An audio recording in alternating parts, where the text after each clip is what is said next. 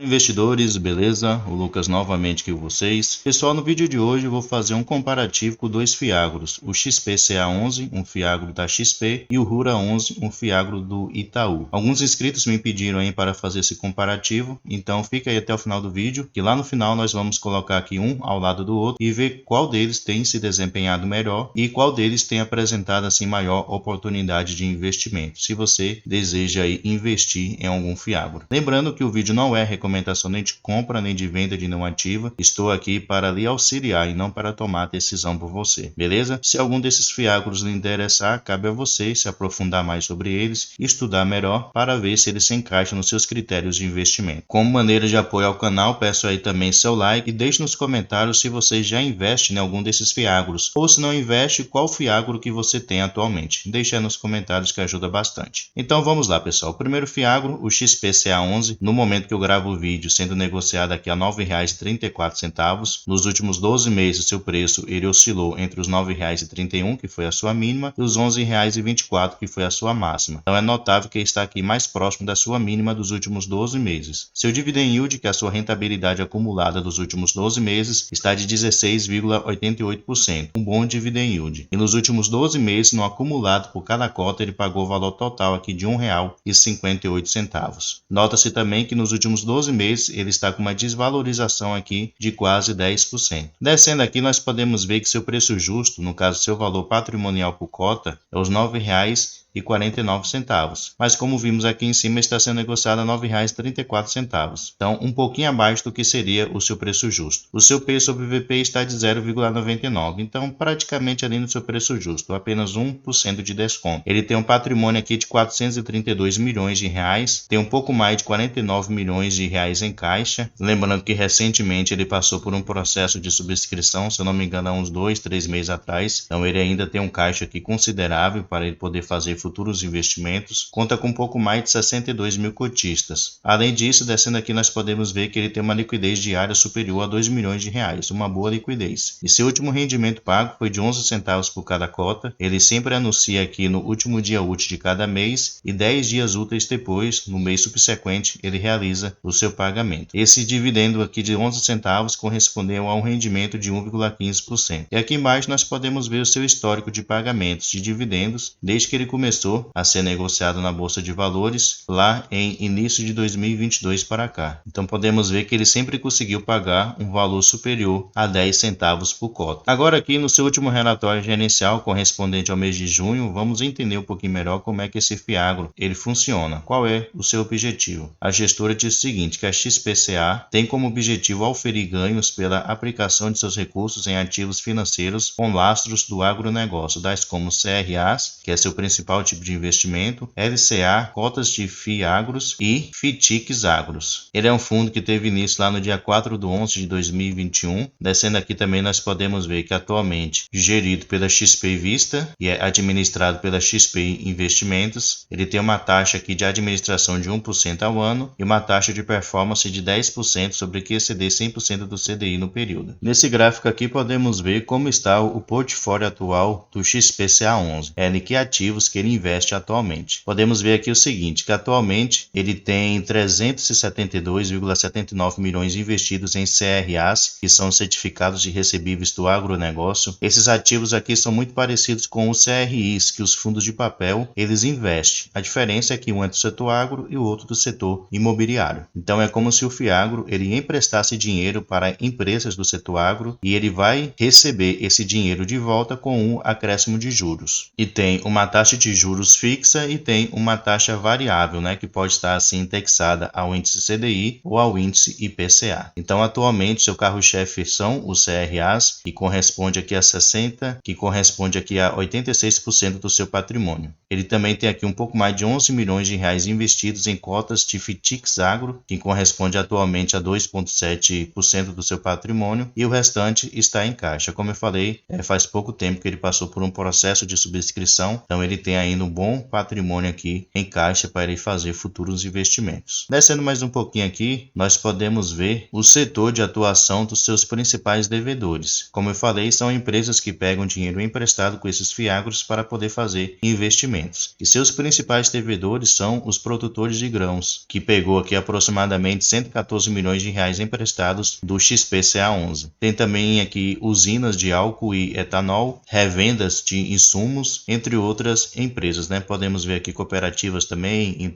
indústria alimentícia. Então ele está assim diversificado entre esses tipos de devedores aqui. No caso, o segmento de atuação dos seus devedores. Descendo mais um pouquinho aqui, nós podemos ver geralmente a região de atuação dos seus principais devedores. Se destaca aqui principalmente a região sudeste e centro-oeste. E descendo mais um pouquinho aqui, nós podemos ver os indexadores dos seus CRAs. Como eu mencionei, os CRAs ele tem uma taxa fixa e uma taxa variável. E essa variável são os indexadores, né? Que podem ser o CDI ou o PCA. Podemos ver aqui que seus CRAs, em sua maioria, estão indexados ao índice CDI, 88% dos seus CRAs. E o restante, 12%, estão indexados aqui ao índice IPCA. Então podemos ver que a rentabilidade principal dos seus CRAs depende da taxa Selic, já que o CDI ele segue a taxa Selic. Por isso que ele tem entregado bons rendimentos, porque a taxa Selic ela tem sido alta aí durante um bom tempo. A partir do momento que a taxa Selic ela começar a baixar, o rendimento do XPCA11 também vai diminuir aos poucos. Então estejam aí cientes dessa possibilidade. E com respeito ao risco de crédito do XPCA11, podemos ver aqui que ele é um fiagro seguro. Como é que você sabe se um fiagro ele é seguro ou não? Pela sua taxa aqui de emissão, esse daqui, ó, que eu estou selecionando para vocês. Quando essa taxa aqui ela é muito alta, quer dizer que esse CRA ele é muito arriscado. Porém, quando a taxa ali ela é razoável, como no caso aqui do XPCA11, podemos ver que são ativos mais seguros. Apesar de ter alguns ativos com uma taxa muito alta, como por exemplo esse daqui, ó, indexado ao CDI mais uma taxa de 7%, mas a maioria deles podemos ver que fica aqui entre a faixa dos 3% até no máximo 5%. Então são relativamente ativos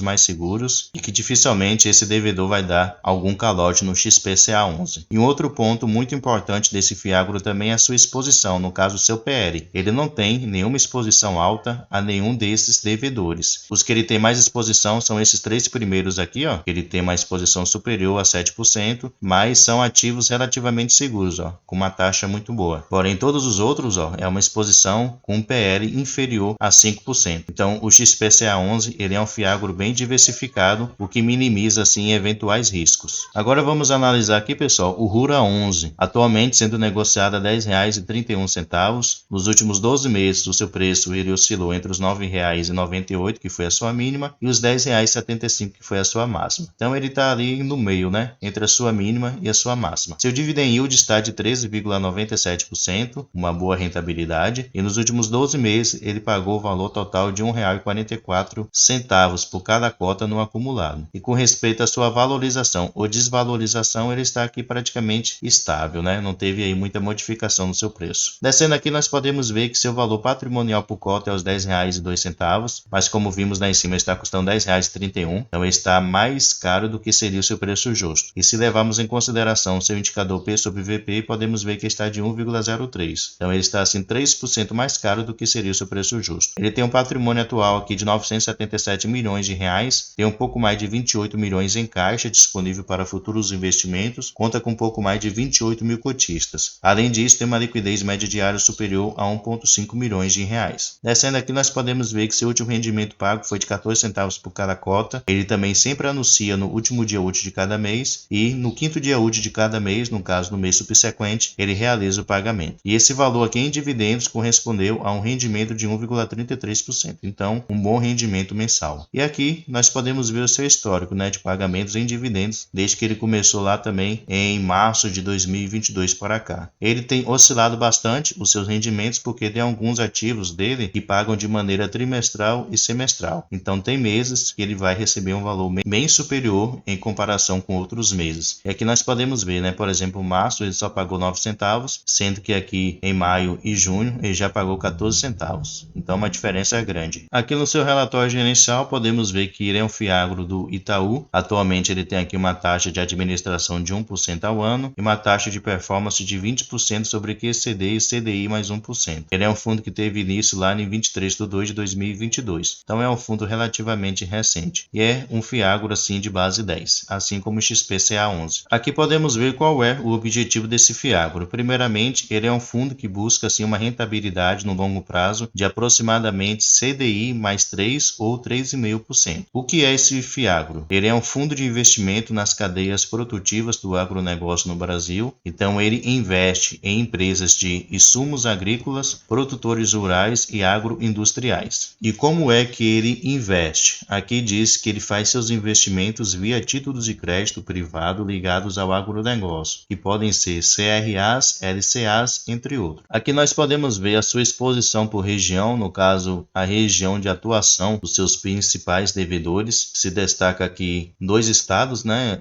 O estado de Minas Gerais e o do Mato Grosso, é na onde está localizado seus principais devedores. E aqui também nós podemos ver a sua exposição setorial, no caso o segmento de atuação dos seus principais devedores. Se destaca aqui com 17% produtores rurais de grãos, o 13% açúcar e etanol. Então empresas ou cooperativas que produzem açúcar e etanol. E aqui tem outras várias segmentos de atuação dos seus devedores. Então podemos ver que ele é um fiagro onde ele tem bastante diversificação. Similar ao XPCA11, porém o RURA11 ele é muito mais diversificado do que o XPCA11. Podemos ver aqui que ele também não tem nenhuma exposição muito alta a nenhum desses segmentos. Aqui também podemos ver a sua exposição por tipos de garantias, no caso, quais as garantias que seus devedores deram caso eles não venham a conseguir cumprir o compromisso mensal de pagar. Lembrando que, como é uma oferta de crédito, como o RURA11 ele está emprestando dinheiro, então ele sempre vai assim exigir garantias caso o devedor ele não honre com o seu compromisso. E aqui podemos ver que as suas principais garantias são alienação fiduciária de terras e recebíveis. Aqui temos alguns números interessantes, por exemplo, no total o RURA11 ele tem 46 devedores, então ele é bem diversificado. 25% do seu PL, no caso do seu patrimônio líquido, está nos top 5 devedores. Geralmente aqui são empresas muito sólidas, então que dificilmente vão dar algum calote no RURA11. Ele menciona aqui também que ele tem aqui aproximadamente 19,9 milhões de reais em valor médio para o devedor, então ele não empresta um valor muito alto para apenas um devedor, no caso emprestar aí 100 milhões de reais para apenas um devedor, então ele ficaria assim bem concentrado ou bem exposto a somente um devedor, então ele não faz isso. E aqui nós podemos ver todos os seus ativos CRAs que atualmente ele só investe em CRAs. Podemos ver que são ativos relativamente seguros, assim como o XPCA11. Podemos ver que ele tem uma média aqui de CDI mais 4 até no máximo 5%. Tem uns ativos com uma rentabilidade um pouquinho maior, como esse daqui, por exemplo, o CDI mais 6,50%, mas na sua maioria a média aqui fica ali girando na faixa de 4 até 5% no CDI. Então são relativamente ativos seguros e com respeito ao seu PL, no caso a sua concentração em cada um desses devedores, similar ao XPCA11, ele é bem diversificado. Podemos ver que ele não tem nenhum ativo aqui superior a 5% do seu PL. Lá no XPCA11, se não me engano, tinha 3, né? É superior a 3%. E o restante era tudo abaixo. Aqui o RURA11 ele está muito mais diversificado do que o XPCA11. Isso minimiza eventuais riscos caso algum dos seus devedores deixe de honrar um compromisso. Por exemplo, se esse primeiro aqui não pagar o RURA11, vai ser uma exposição de apenas 4,8%. Ele vai sentir,